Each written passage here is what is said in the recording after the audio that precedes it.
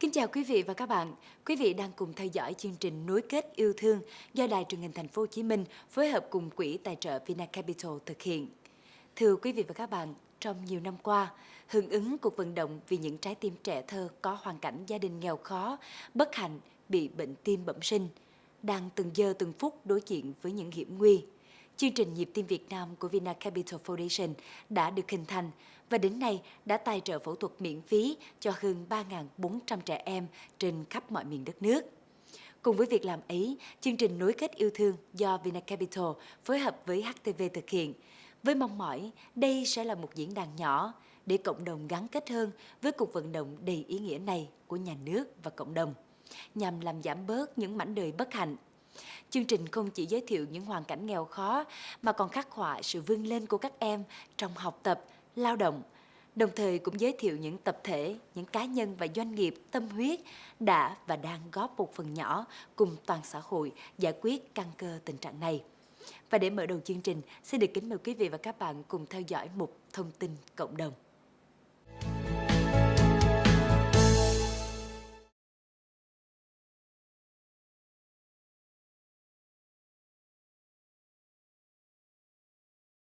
Vâng, thưa quý vị, cái cảm giác mà đi thăm người bệnh hoặc người quen của mình nằm trong bệnh viện là một cái cảm giác rất là hồi hộp thưa quý vị. Và sau số vừa rồi thì chúng ta đã biết là bé Vi đã được đưa vào phòng phẫu thuật. Và ngay sau đây thì mời quý vị cùng một lần nữa gặp lại bé Vi, một bé Vi hoàn toàn khác. Các bác sĩ cũng như là bên Quỹ Nhịp tim Việt Nam đến thăm bé Vi. Bây giờ muốn hỏi là tình hình của bé sau khi phẫu thuật như thế nào thì chắc là phải những bác sĩ đã chính tận tay mổ cho bé Vi thì sẽ chia sẻ một tí xíu về cuộc mổ cũng như là tình trạng sức khỏe của bé sau phẫu thuật. Xin được kính mời bác sĩ Định ạ. Khi mổ ra thì cái tổn thương cũng như mình dự kiến và đã sửa chữa. Hiện tại thì những cái máu ở bên phải đó là trên phổi và máu bên trái thì ra ngoài như bình thường. Tức là cái tim của nó đã được sửa chữa lại giống như cái sinh lý của một trái tim bình thường thôi. Về hậu phẫu thì diễn tiến nó cũng thuận lợi. Bác sĩ Khôi có thể cho biết cái tình hình của cháu hiện nay. Ngay trong cuộc mổ thì chúng tôi làm siêu âm qua thực quản thì thấy cái kết quả phẫu thuật rất là tốt, không có sinh tồn lưu và cái đường tất cả những cái đường máu đi thì nó rất là bình thường như là sinh lý. Và ngày đầu tiên sau mổ thì cháu cũng có cái nặng nề, tức là có cái mạch nhanh chưa rút nội khí quản liền, nhưng sau đó chúng tôi cố gắng ngày thứ nhất, sau đó chúng tôi rút được nội khí quản và cháu tiến triển rất là tốt lên. Có lẽ là mình cũng không ngờ là cháu tốt nhanh như thế. Bác sĩ cho em hỏi là trường hợp bé Vi là khoảng bao nhiêu ngày nữa thì sẽ được xuất viện ạ? Bé thì sau khi điều trị hậu phẫu thì diễn tiến cũng thuận lợi. Hiện tại thì bé cũng chỉ còn ho khạc đàm một tí thôi, không có những cái biến chứng sau hậu phẫu như là viêm phổi.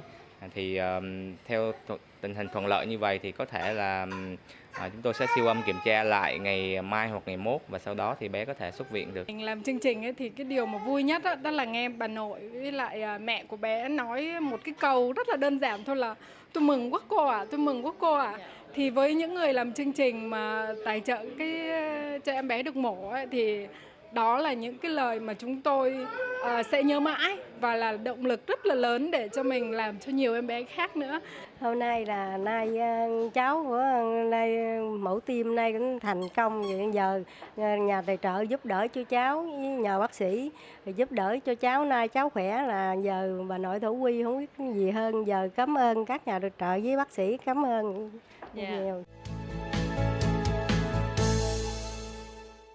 Và tiếp theo ngay sau đây, mời quý vị và các bạn cùng đến với những trái tim chưa thật bình yên, xoay quanh cuộc sống của cô bé có cái tên rất có hậu và hy vọng sẽ có một kết thúc hết sức có hậu đối với bé Nguyễn Thị Thanh Hậu khi trái tim em tưởng chừng không còn cơ hội. Với căn nhà ọp ẹp, thu nhập một năm vài triệu, anh chị Nguyễn Thanh Hoàng, Tô Thị Út sống tại ấp An Thạnh, huyện Thạnh Phú, ngày đêm quần quật với hơn một công ruộng, với mong muốn kiếm chút tiền lo cho con chữa trị bệnh tim bẩm sinh. Ấy thế mà, con số vài trăm triệu cho ca phẫu thuật này dường như đã khép kín tương lai của một sự sống còn trẻ thơ. Và bây giờ, xin cùng gặp gỡ giấc mơ trong cuộc sống đời thường hôm nay.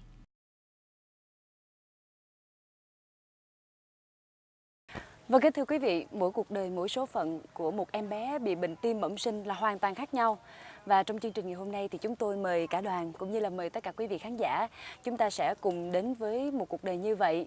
Và hiện nay thì cả đoàn của chúng tôi đang có mặt tại ấp An Thạnh, xã An Thạnh, huyện Thạnh Phú, Bến Tre. Và mời quý vị, mời cả đoàn chúng ta sẽ cùng vào thăm gia đình của em Nguyễn Thị Thanh Hậu, là một em bé bị bệnh tim bẩm sinh. Và hãy cùng chờ xem là ngày hôm nay đoàn của chúng ta sẽ mang phép màu gì đến cho gia đình của em. Xin mời tất cả quý vị. Vâng, kính thưa quý vị và các bạn, đoàn thực hiện chương trình nối kết yêu thương ngày hôm nay đến với huyện Thạnh Phú. Giờ này cũng khá là trưa rồi và cũng rất là dễ dàng để cho đoàn của chúng tôi tìm ra được gia đình của bé Hậu. Tại vì khi mà hỏi trường hợp của bé thì hầu hết là mọi người ở đây ai cũng biết và đều giới thiệu gia đình và bé Hậu. Trước hết là em xin được giới thiệu về phía đoàn của bên chương trình. Dạ, xin giới thiệu với anh chị, đây là bác sĩ Nguyễn Hoàng Định, là trưởng khoa tim mạch Bệnh viện Đại học Y Dược Thành phố Hồ Chí Minh. Dạ, xin được giới thiệu đây là chị Huệ và đây là chị Châu, đại diện cho bên quỹ tài trợ Vinacapital.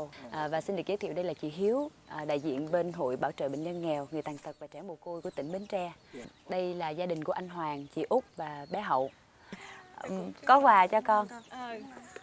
Đại diện cho chương trình Nhiều Tim Việt Nam, người cô gửi cho con ít quà nha. Cảm ơn cô. Rồi, cho hỏi là bây giờ bạn Hậu đang học lớp mấy nè? Dạ con học lớp 4. Mình học giỏi không ta? Kỳ một được hội giỏi. Kỳ một được học là giỏi. Dạ. Vậy là khi mà mẹ nghe con bị bệnh tim như vậy thì mẹ cảm thấy như thế nào? Cũng sợ, cũng rầu lo, không biết làm sao, không có tiền đi mổ. Dạ. Con, sức khỏe con ra sao? Con có khỏe không? Con mệt, khi bị bệnh con cũng mệt. Vậy con đi học sao? Con đi học, khi bệnh thì con mệt, con ở nhà con không mệt, con đi học. Thỉnh thoảng có phải vô bệnh viện không? Có khi mệt thì ấy con cũng vô. Rồi như vậy là có lúc nào con bị ho, bị sốt, phải vô bệnh viện không? Dạ có. Năm vừa rồi thì con phải vô bệnh viện mấy lần? Nói bác sĩ. Là người địa phương thì chắc là chị Hiếu là người hiểu rõ nhất trường hợp của bé Hậu. Thế thì Bích Nga mời chị Hiếu có thể chia sẻ rõ hơn về trường hợp này ạ. Em mời chị. Trường hợp của bé Nguyễn Thị Thanh Hậu thì tỉnh hội được biết là do nhờ cô chú anh chị ở dưới huyện hội phát hiện trường hợp này. Tại vì ba của bé cái hoàn cảnh nghèo cho nên là bệnh thì không có khả năng đi thành phố, cho nên là đến huyện hội thì huyện hội giới thiệu lên tỉnh hội. Thì tụi em cũng có tổ chức cái đoàn đưa bé lên thành phố để khám, xin chỉ định mổ để về mà vận động quý nhà tài trợ. Thì biết cái hoàn cảnh bé Hậu là cha mẹ làm mướn thì có khi có khi không, cho nên thu nhập là không có ổn định. Ở nhà thì còn có một ông cụ lớn tuổi, cho nên là gia đình không có khả năng đưa đi thành phố. Thì tụi em có tổ chức đưa đi được, thì bây giờ mới biết là bé Hậu bệnh tim bẩm sinh và cần phải phẫu thuật sớm với số tiền cũng là khá cao.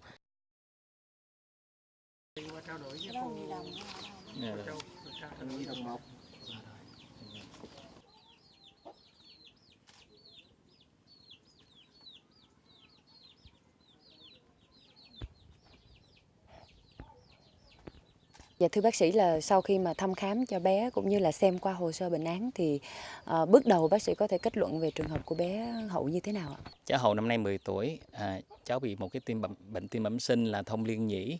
Bệnh này thì cháu đã có từ lúc mà mẹ mang thai cháu rồi, tuy nhiên gần đây mới phát hiện ra là do cháu bị mệt và thường là bị ho, bị sốt, cho nên phải vô bệnh viện thường xuyên để điều trị cái viêm phổi. Cái chứng bệnh này nó có một cái lỗ thông ở trong tim, làm máu từ tim bên trái đi qua tim bên phải một cách bất thường và lên phổi rất là nhiều. Khi nó quay trở lại tim thì làm cho tim giãn ra và làm cho tim bị suy. Cho nên cháu không gắng sức, cũng không có thể nào học hành bình thường được như các trẻ khác. Thì hiện nay điều trị bệnh này cũng không phức tạp lắm. Trước kia thì chúng ta phải mở tim ra để chúng ta vá cái lỗ thông lại. Hiện nay thì đa số các trường hợp thông liên nhĩ mình đều có thể dùng kỹ thuật mới để mình bích cái lỗ thông qua cái dụng cụ đưa từ những mạch máu từ phía ngoài vào tim. Với cái phương pháp mới này thì thời gian nằm viện của cháu nó sẽ ngắn hơn và cháu sẽ mau khỏe hơn, mau trở lại cái cuộc sống hàng ngày, mau trở lại đi học hành hơn. Và đồng thời đối với một em bé gái thì cái việc mà không có một cái đường mổ nó cũng sẽ là một cái ưu điểm về thẩm mỹ sau này cho cháu. Dạ, vâng ạ. Nghĩa là chúng ta hoàn toàn có thể tin tưởng và kỳ vọng vào trường hợp của bé sẽ sớm được mổ và được lành bệnh đúng không ạ? Dạ vâng, nếu như chúng ta có thể giải quyết được những cái điều kiện để có thể tiến hành điều trị cho cháu sớm thì đầu tháng sau, đầu tháng 5 chúng ta có thể tiến hành để bích cái lỗ thông liên nhĩ của cháu được. Dạ thưa chị Châu ạ, vậy thì sau khi nghe kết luận của bác sĩ thì không biết là ý kiến của chị đại diện cho quỹ tài trợ Vinacapital là như thế nào ạ? Dạ có thể nói là cái điều mình thấy an lòng nhất đó là bác sĩ đã chia sẻ là bệnh của bé là nếu mới can thiệp ngay bây giờ thì có thể là bé cũng không hề bị mất tuổi thơ, nghĩa là sẽ tốt sau này. Cũng nếu mà so sánh với nhiều em mà mình đã can thiệp là đã bị trễ rồi hoặc là nó không có thể sống khỏe bình thường ấy, thì mình rất là may là đã đến với em Hậu, coi như là có thể là gọi như là kịp lúc. Nhưng mà từ lúc mà đến gia đình thì mình không thể nào rời mắt được cái người cha của bé, cái sự lo âu hiện lên mặt, và đấy là một cái mẫu số chung của tất cả những người có con em bị bệnh tim, và cũng là cái tôn chỉ để mà Nhịp tim Việt Nam hoạt động. Có nghĩa là mình cũng mong muốn với từng gia đình, đến với từng gia đình, từng em, mình phát hiện các em sớm, mình có thể giúp được các em sớm để các em trở lại cuộc sống bình thường. Thì có thể nói rằng là cái cuộc gặp ngày hôm nay của bé Hậu thì chương trình sẽ cố gắng giúp sớm nhất có thể để đảm bảo là Hậu có thể về thi cử đi học bình thường. Và nghe nói rằng là em học rất là giỏi thì điều đó rất là đặc biệt, vì đã vừa bị bệnh tim mà học giỏi, có nghĩa là bé có ý chí hơn người khác rất là nhiều. Cho nên chúng ta cứu những em bị bệnh tim thì chúng ta có thể cứu được những nhân tài sau này nữa. Vâng ạ, xin được cảm ơn chị Châu rất là nhiều. Vậy thì thưa bác sĩ Định, chúng ta có thể tạm đưa ra một con số về chi phí dành cho ca can thiệp này là bao nhiêu ạ? Khoảng chừng 60. Còn chị Huệ thì có chia sẻ gì với bé không ạ? Mình cũng từ bên chương trình Nhịp tim Việt Nam thì cũng gặp gỡ rất là nhiều em bé bị bệnh tim, thì hôm nay là gặp Hậu thì nhìn đôi mắt rất là sáng, và cô muốn hỏi con một câu là sau này con lớn lên thì con muốn làm cái gì? Dạ lớn lên ước mơ làm cô giáo. Ước mơ rất là đẹp đúng không ạ? Và tất cả các ba mẹ nè, rồi cô chú ở đây nữa đều rất là mong muốn cho con là bây giờ trước nhất đó là tập trung học hành để thi cho tốt, thi cuối kỳ ha. Rồi sau đó là tháng 5 mình sẽ lên thành phố Hồ Chí Minh gặp lại bác sĩ Định nè, rồi bác sĩ sẽ giúp cho bé trong một thời gian rất là ngắn thôi là con sẽ có được một quả tim khỏe mạnh, rồi con học tập giỏi hơn để sau này nhanh trở thành một cô giáo, được không nè? Con cảm ơn các cô chú ấy xuống đây giúp đỡ con được đi mẫu. Dạ. Thay mặt gia đình cho tôi thì cũng cảm ơn những nhà tài trợ và có hội bảo trợ bệnh nhân nghèo để giúp đỡ cho con đi mẫu tim mà về tiếp tục học. Dạ vâng, thưa quý vị và các bạn, chúng ta vừa mới được lắng nghe những chia sẻ đầy xúc động từ gia đình của bé Hậu. Và theo như hồ sơ mà chương trình của chúng tôi nhận được thì để có tiền chạy chữa cho con, sau nhiều lần lên Sài Gòn khám bệnh thì gia đình đã phải cầm cố mảnh đất là tài sản quý giá nhất mà họ có được. Thế nhưng số tiền đó vẫn có thể gọi là chưa thấm vào đâu so với đòi hỏi của căn bệnh này. Và ngày hôm nay quả thật là chúng ta đã có một cái tin rất là vui. Thứ nhất là y học có thể can thiệp và có thể chữa trị căn bệnh này. Và thứ nhì là gia đình đã được tài trợ một số tiền khá lớn để có thể giúp cho bé sớm được tiến hành ca mổ này và sớm có được một trái tim khỏe mạnh. Và chúng tôi, những người làm chương trình, thực sự cảm nhận được niềm hạnh phúc của cả gia đình ngay lúc này đây. Và một lần nữa thì xin được cảm ơn các bác sĩ, xin được cảm ơn nhà tài trợ và hẹn gặp lại gia đình của mình một ngày sớm nhất tại thành phố Hồ Chí Minh.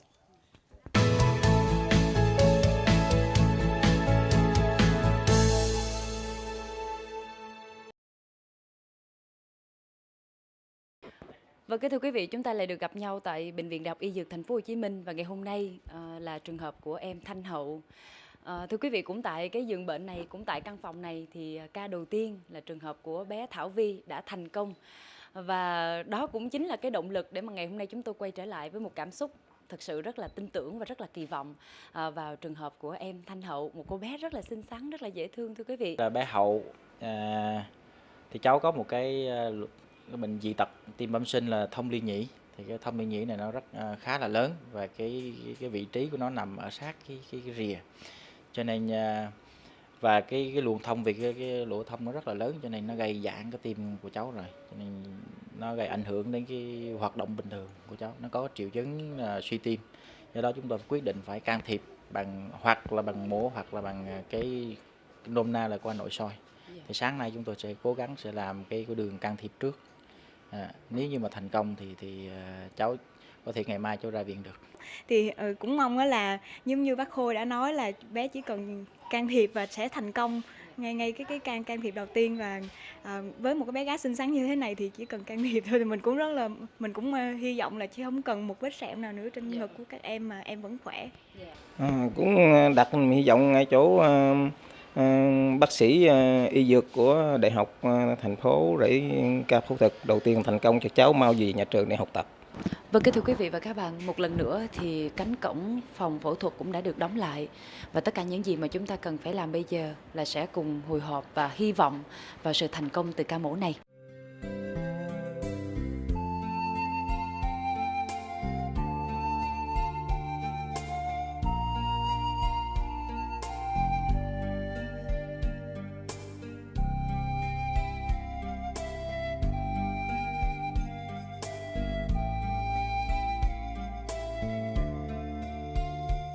Thưa quý vị, chương trình nối kết yêu thương kỳ này đến đây xin được kết thúc.